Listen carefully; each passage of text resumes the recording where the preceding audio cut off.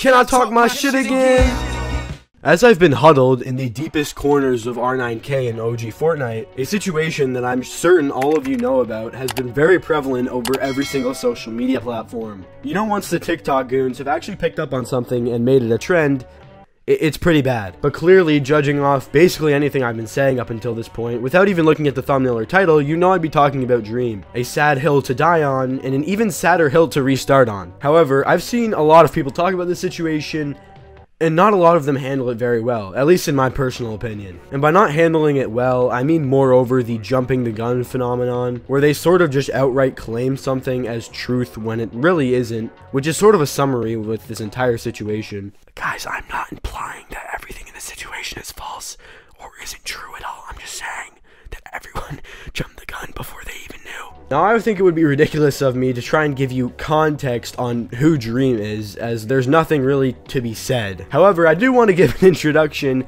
to the entire situation that happened actually quite a while ago. For those stumbling on this absolute jackpot of internet deplority, you probably wouldn't be aware that this isn't the first time that Dream was accused of something like this nature of talking with minors inappropriately. Not even 24 hours after Dream had posted their face reveal video, a user by the name of OxyClean on Twitter immediately came out with allegations against Dream. For context, at the time this individual was 17 years old and Dream was 19. Ironically, they came out with their allegations with literally no proof. And that was sort of one of the focal points of the allegations itself, is that they shouldn't need proof and you really should just believe them. They're not coming on here to really prove it to you, they just want to say their piece, which is pretty ridiculous considering you're making a public accusation that can actually affect people and sort of coming out with no proof. Ironically enough, it was actually proven that yes, Dream did have interactions with this individual. However, the interactions with this individual, or the intent with this individual,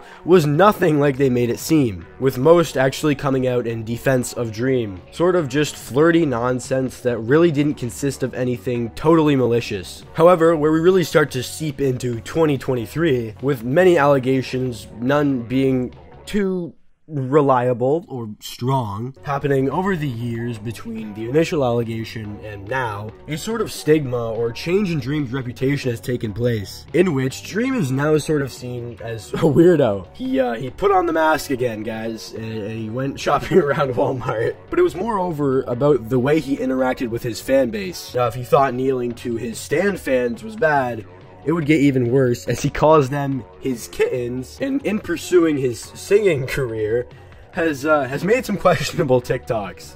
The auto-tune versus auto-tune. Like, I wanna put you in the spotlight, turn you the cover, all mine.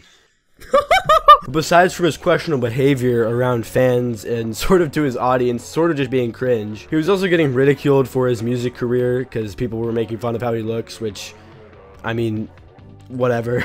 Like, sure, it's kind of funny to rag on someone, but, like, you know, it's not really necessary. But where we really get into the thick of it is when a parody Dream account posted on Twitter showing a photo of Nicholas Cantu at 20 years old and saying blocked, with Nicholas Cantu responding, "Bro, when you're an actual pedophile, you can't joke about being a pedophile." And in response to this tweet, the real Dream account says, "You're replying to a fake account. I'm not a pedophile no matter how much you joke, but you are a shitty, terrible human. You physically assaulted me, said the N-word and other slurs, verbally berated an Uber driver saying, that's why I'm a famous movie star and you're an Uber driver, and they were just trying to help you not get arrested. Calling them the R slur and saying your IQ is among geniuses and making racist remarks towards them. Then you apologized in Twitter DMs to me because you were drunk and high. You should never treat anyone like that regardless of circumstance." Crazy how the voice actor from Dora the Explorer, Gumball, and Teenage Mutant Ninja Turtles is being racist and replying to fake Dream accounts in his free time. Photo in case he deletes. In response, Cantu would reply, "Yes, I slapboxed you in front of the hose. Yes, I was an asshole to the Uber driver. I was wasted and it wasn't cool, which is why I tipped him a lot of money and I've been cutting back on drinking. Yes, I called you fat and a predator." He's spot on about basically everything except the racial shit and me saying the N-word. Don't do that shit, won't say that shit ever. Hire a Harvard professor to calculate why, despite texting every Twitch streamer in Austin, not a single one wanted to fuck you. And finally, in reply to that, Dream responds, "Not engaging with your bad faith roast. You did everything I said, and also the things you admitted to. AFAIK, you tipped him nothing too. Not that tipping would excuse anything. You threatened my life, hit me, then shut the fuck up and apologize when I hit back. Grow up." Along with this, Dream attaches 2 screenshots of Cantu's DMs, in which he apologizes to Dream for the night. "Hey man, hope you had a good night last night, but I don't feel right knowing I was dogging on you like a cane corso. No chihuahua I was coming for your neck. So I wanted to apologize for hitting you, and I think I slapped you once, which was totally out of line. Even as a joke, that shit isn't right, so I apologize deeply for that one. But yeah man, I was drinking and smoking weed. Anyways, yeah, I expected you to be this asshole dickhead with no morals, but I saw last night that you are very humble, grounded, and a decent man who can roll with the punches. I know you understand the importance of your stature and influence in the internet world, so to see you having to deal with that so young is something that I relate to in my life. If there's any bad blood at all, I want to clear the air and make sure you're good, because I've never been a man to make enemies. And the violent manner in which we were interacting isn't something I want to reoccur in my life with good humans I meet like you. And on the allegation shit, I truly will never know who is right and who is lying, but I know that having lies and rumors spread about you is awful and really fucks you big time. So apologies for sticking on that for so long and saying it in front of strangers. Like in the Uber, what the F dude, I'm a little gaybo lol. Anyways man, I hope you still enjoyed yourself at the party and I'm glad you pulled through." Although it being clear that this event truly did happen, we really do not know the specifics of what happened. Or, at least until Dream posted this recording. You're still fucking up. So you're the type of person, you're gonna have to bump your fucking head for you to learn. So when somebody who is older than you, I want to tell you right now, you're Australopithecus Cro-Magnon rock fucking stupid. You're retarded, you're fucking Down syndrome, I don't give a fuck. You do not understand that your literacy level needs to be brought up from the fucking Mariana Trench, and you have a fucking issue with your intelligence. The ants come at me, it'll take 10,000, 100,000 of them to take me down. So that's how minuscule you are to my size, right? My stature of intelligence, character, body, and reverence in the world. 1K is better for this pussy who doesn't want to give away his millions.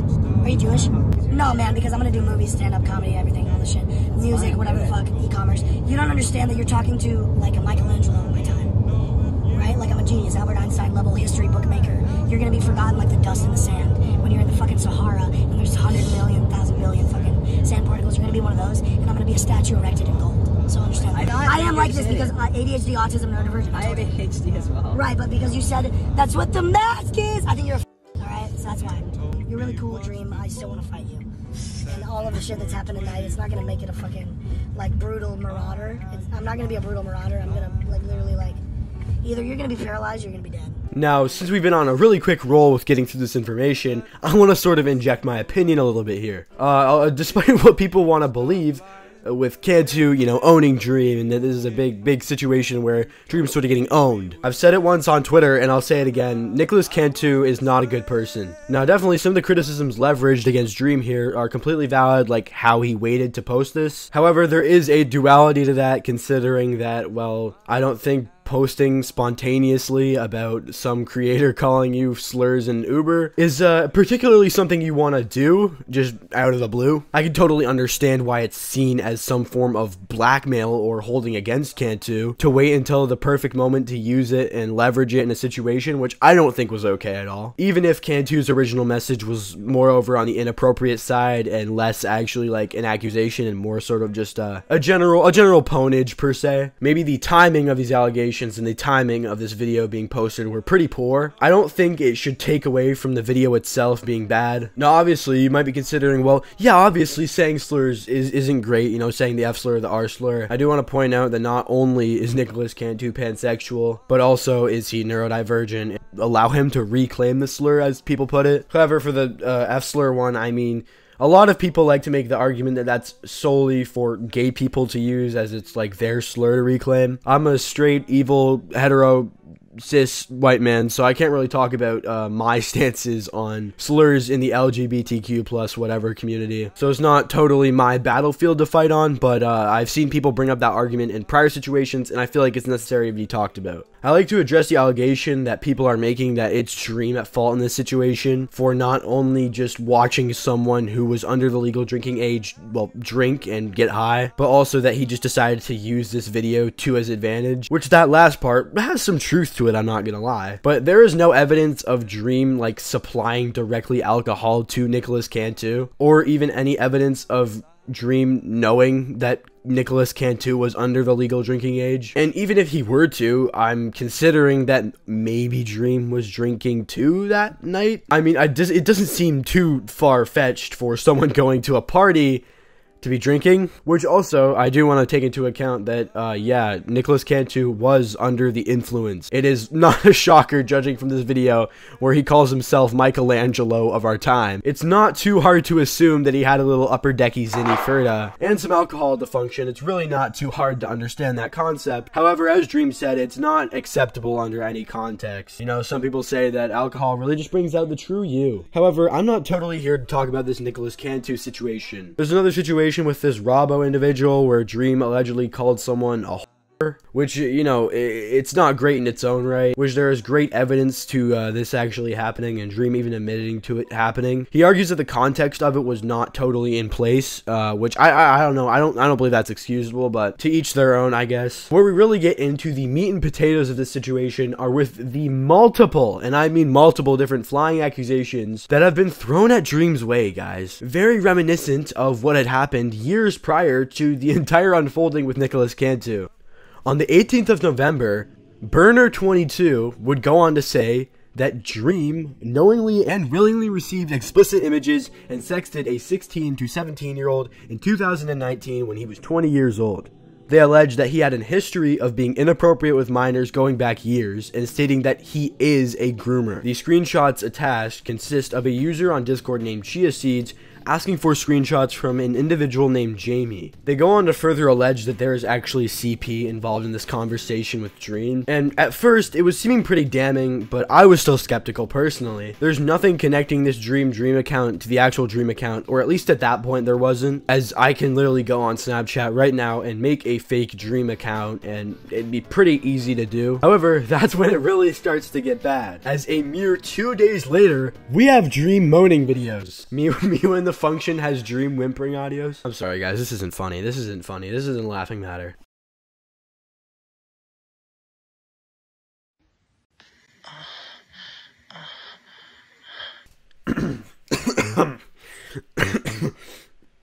Oh man.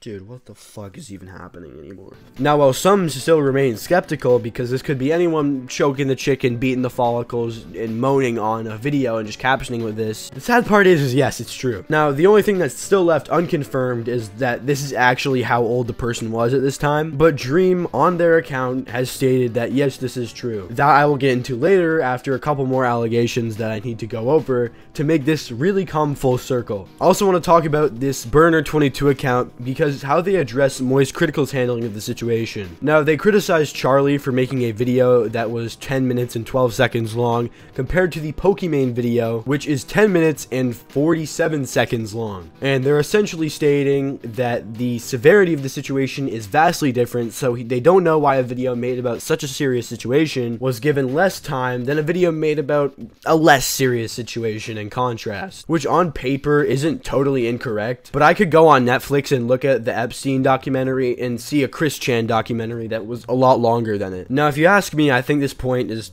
like pretty ridiculous. You have to be reaching to straws to sort of make this an actual argument. They allege that he only had like 7 minutes of actual allegation talking time in the entire 10-minute video, which even so, if you actually watch the video, it's a very open video. And by that, I mean there's a lot more to this situation to actually happen. and I wouldn't be surprised if he makes a follow-up video on it. There literally just isn't enough information out right now for it to be any longer than that. And again, I think this is a very uneducated opinion based off Charlie's content style. Oh my god, I know I'm a Penguin Z White Knight Defender hero, but just judging as someone who watches his videos a lot, like, it's in pretty common nature for this to be the case. Charlie's videos are a lot more simple than many people like to believe. It's not a half an hour long, like, video essay on what Dream did, because that would be too defining, too much of an actual, like, storytelling thing, when there's a lot more story to actually be told that we haven't heard yet. Again, a very open video that leaves much to be made. But I'm not going to harp on this any longer because it's just an insignificant criticism that I don't think very much applied. And finally, after all of these allegations had hit, Dream made a response, and it reads as follows. Working on a video responding to everything going on, and it's my top priority as it's incredibly serious. Dream did what? I was assaulted and lied about by a drunk voice actor I had just met, and then a burner account posted a secondhand claim telling stories for a victim that doesn't agree or even know what's going on.